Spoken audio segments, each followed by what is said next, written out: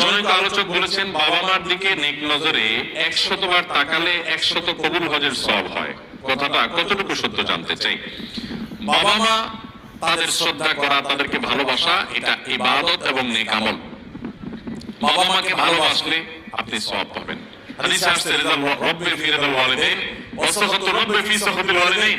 বাবা মা খুশি তো আল্লাহ খুশি, কারণ বাবা মা তার উপরে নাখোশ তো আল্লাহ তার উপরে নাখোশ। এইজন্য বাবা মার প্রতি শ্রদ্ধা দেখাবেন। আল্লাহ বলেছেন যে ওয়াবিল ওয়ালিদাইনি ইহসানা, মা বাবার প্রতি সদাচরণ করবে। ভাইরা আমার, যারা বাবা মাকে না হারাইছেন তারা বুঝবেন না এটার মর্ম কি, যারা হারিয়ে ফেলছেন তারা বুঝেন কি মর্ম।